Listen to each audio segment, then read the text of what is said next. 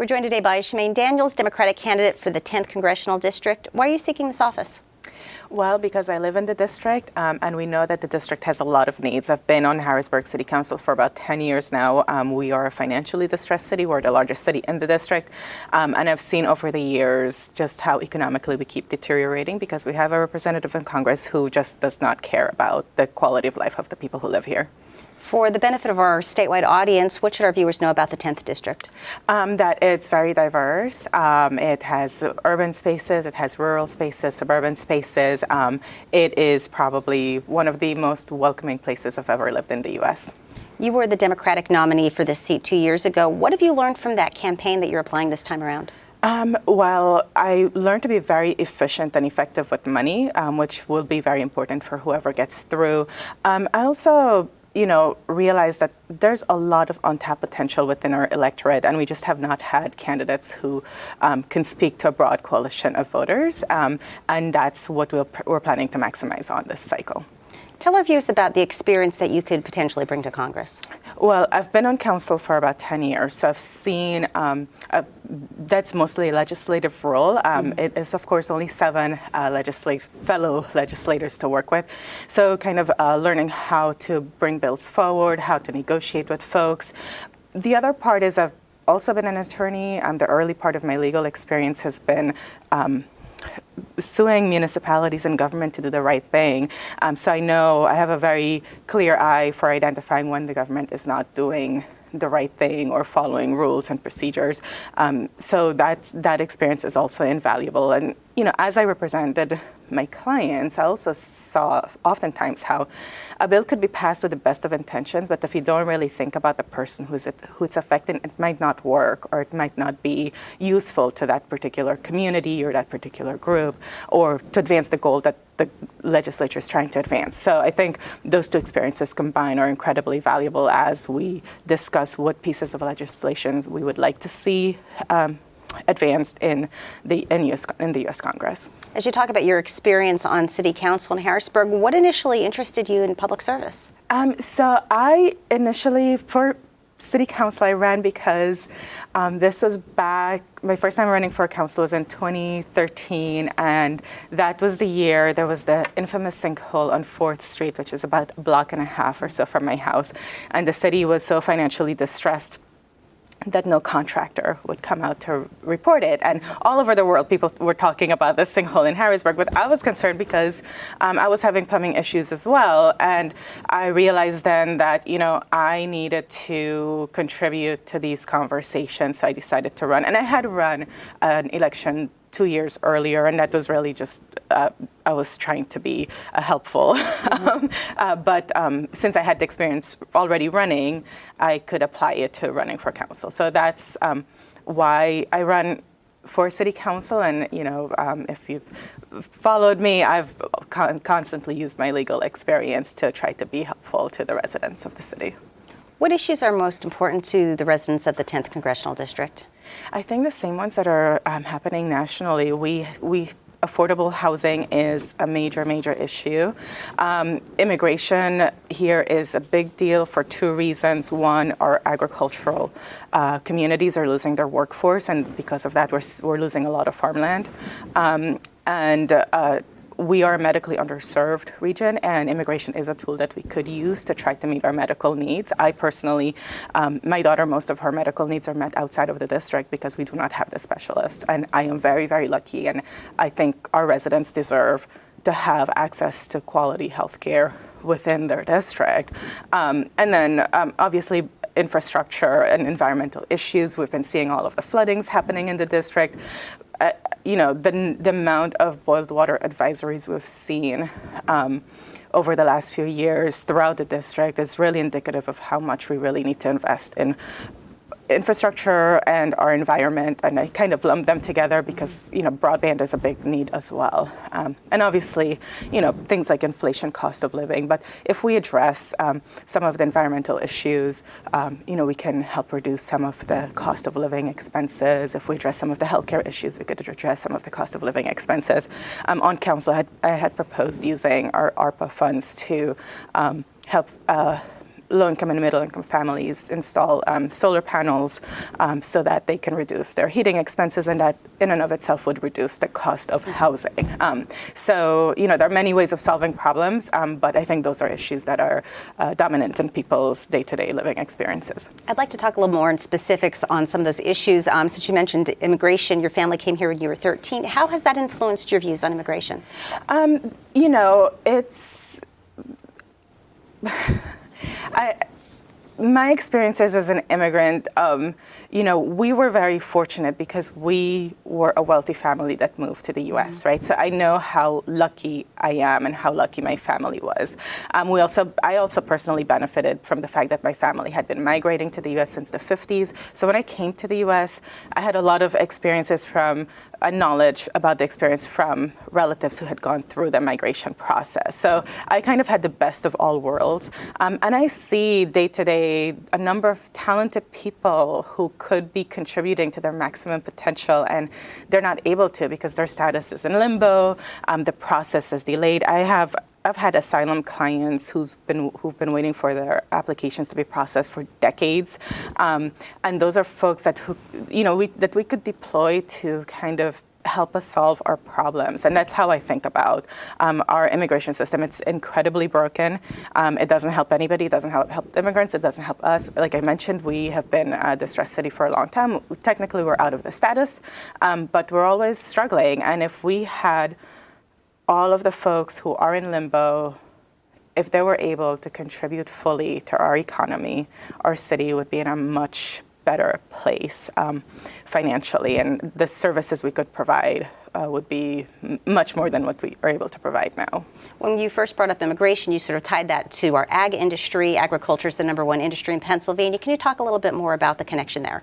Well, a lot of our agricultural workforce is coming from immigration, right? We have the seasonal workforce. We have some of the EB workforces as well, and our population isn't, our family farms, or I should say our families, aren't as large as they used to be. So the only way to get that workforce to work the farms is through immigration. And without that workforce, a lot of farms, you see them closing. The son becomes an engineer. He may be able to open a consulting job and still keep the farm going, but if he doesn't have an additional workforce to work for him, that farm closes. And you see that Cumberland County, for example, has lost a lot of agricultural land over the last few years. That's been going to housing development, and that has impact on our stormwater management in the long term. But we are not going to be able to keep our mid-sized farms if we do not do what we can to save them, and immigration is one of them. You'd also talked about healthcare on your website. You said that you'd like to expand access to healthcare while driving down costs. How do you do that? I think there are a few things. We can negotiate over prices. When it comes to prescription drugs, we could also increase who's eligible for Medicare. We can also I think those two would be really, really big tools that we have to make healthcare more affordable and accessible, right? Because I do have to say that I have probably the best health insurance plan you could get. But even with that, having access to the care is a second series of questions. And I think, like I said, immigration is one of the tools that we could use to make sure that we have the care once we have the health insurance plan. Abortion has been in the headlines since the Dobbs decision roughly about a year and a half ago. What are your views on abortion? I've been pro-choice. I've been pro-choice since I've had to think about the issue. And it's really important for people to be able to make decisions about their health care without the intervention of government actors. Our bodies are all very, very unique and very, very different, and government by function creates rules that are uniform. And what you create is an environment in which doctors can't really function, individuals can't make their best healthcare decisions.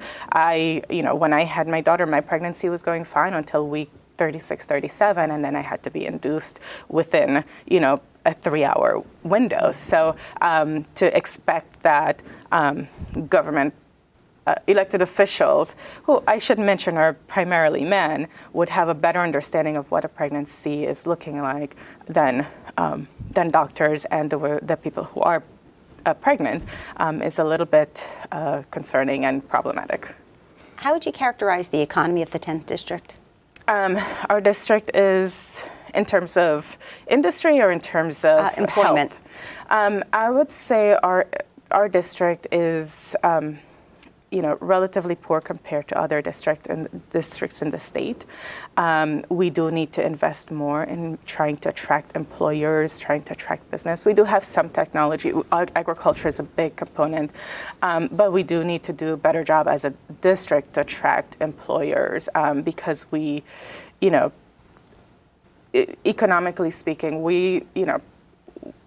we're not a district that could be financially compared to, say, like the 11th, which is significantly wealthier than ours. And there are a lot of things that are affected long-term by that. We see so many of our Rite Aids, for example, have been closing down because our economy just can't sustain the businesses, and those are jobs. And so it's this vicious cycle, right? Once the Rite Aid closes, you lose, however many jobs and you just increase the pool of folks who are struggling financially. And we need to kind of reverse that trend. But as a district, we do have the potential. We have the raw material. We have the farms. We have the talent. We have, we have folks ready and willing to jump in and solve the problems. But we need to give them the tools to be able to do that. How do you attract and incentivize businesses to come here? I think there are several things.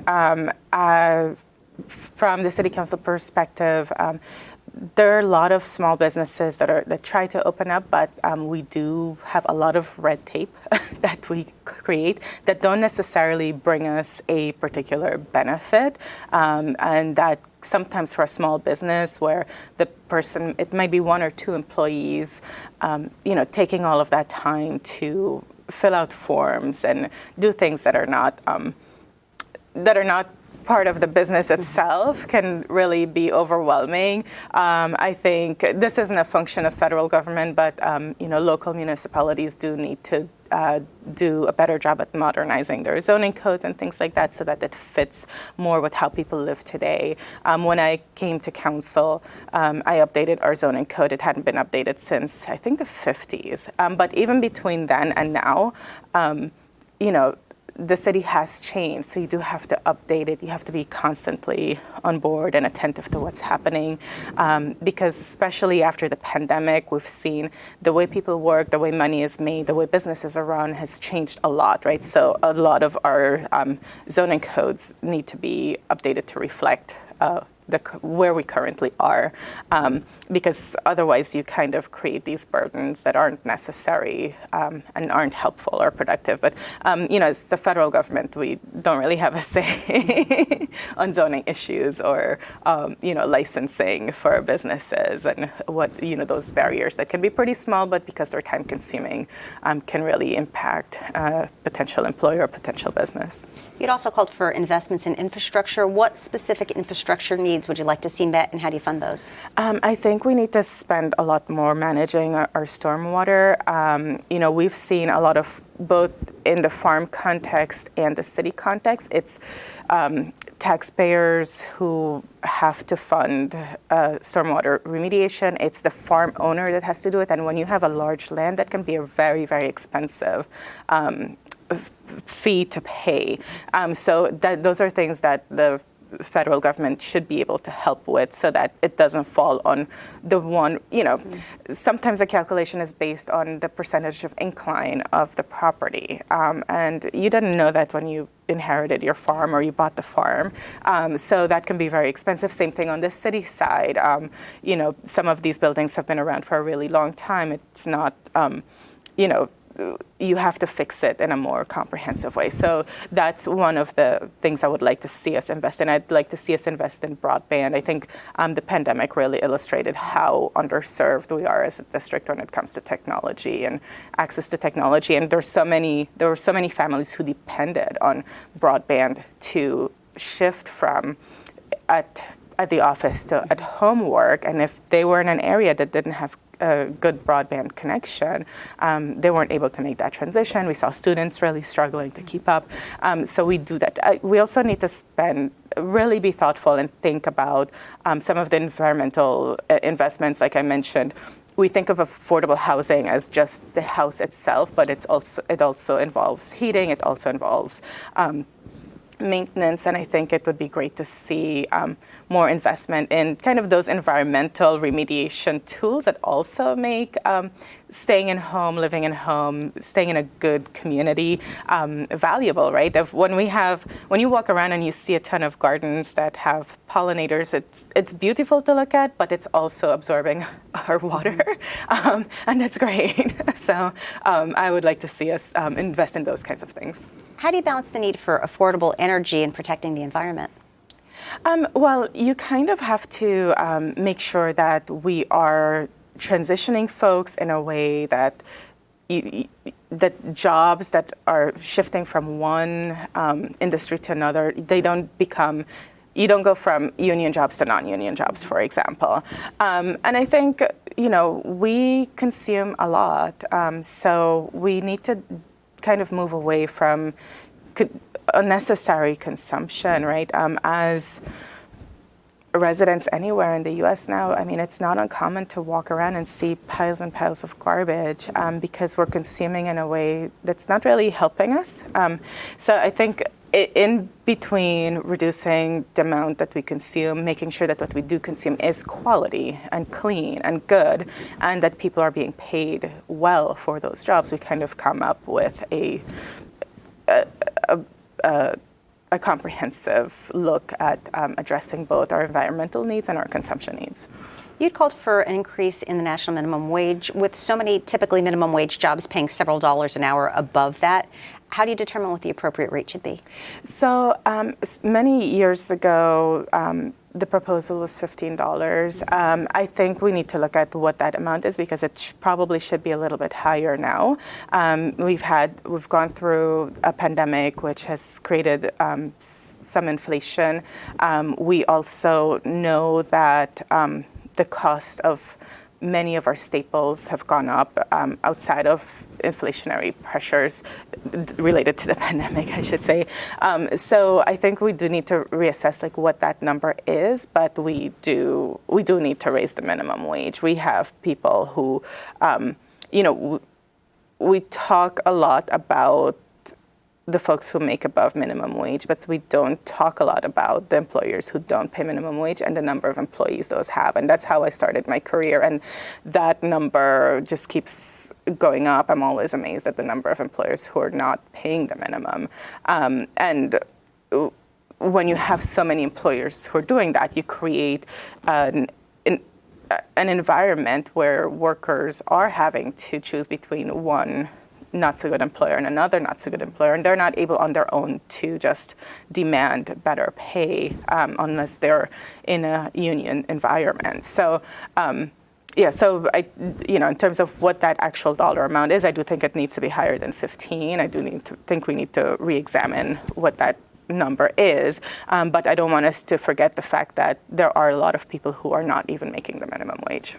I'd like to move on and talk about education. On your website, you call for retooling the education system to prepare people of all ages for their first job, their next job, without burying them in crippling debt. So what specific changes would you like to see enacted to our educational system? Well, we have, so as the federal government, we really, we don't have a direct say in K through 12. We have a say in what happens after 12, and we do that by, if we spend more of our resources investing in workforce development programs, making sure that our colleges are affordable, making sure that we do go after predatory institutions that take advantage of our students who want to accomplish more and achieve more.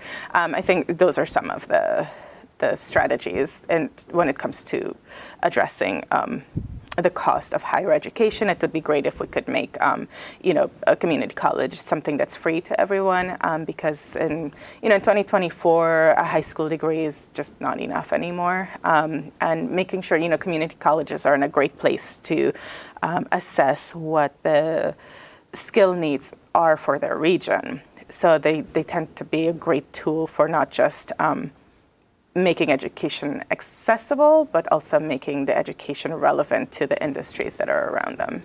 Earlier, you referenced crime in the district. What specific policies would you support to lessen incidents of gun violence?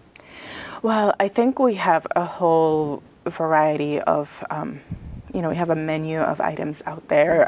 It would be great if we could ban assault rifles. It would be great if we could implement some red flag rules. I do also think we need to do a better job at talking about what causes the gun violence. From my perspective, there's such a strong connection between domestic violence and gun violence. We do hear the mass shootings because they are horrific events. But the truth is that our police officers are more likely to be killed while responding to domestic violence dispute than to any other scenario.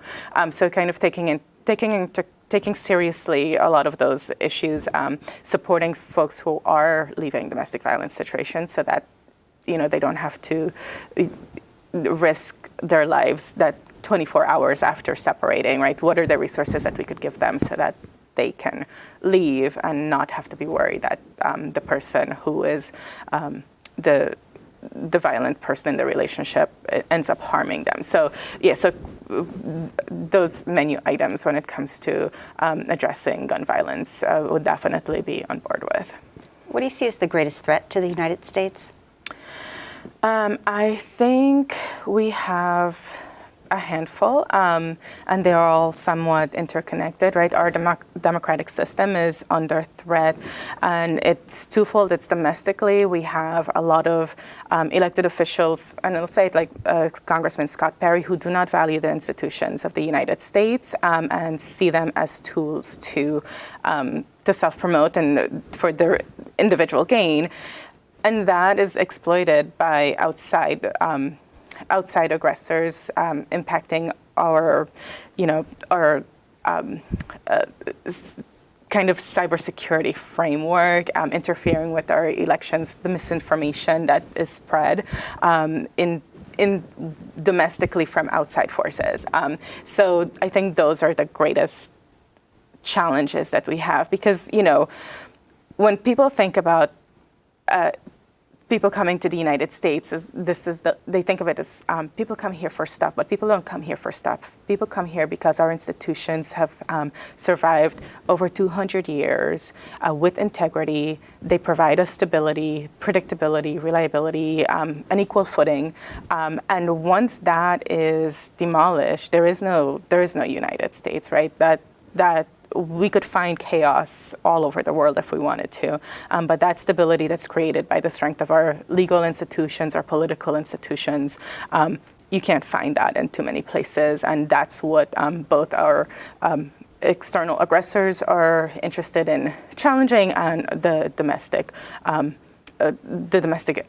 entities as well are interested in challenging, because once you create chaos, then it's whoever has the strongest ability to wreak havoc, can do that, and they can win. So, on the topic of Medicare and Social Security, you've said you'd support measures that would modernize these programs and make them more secure for the future. How do you envision that rolling out?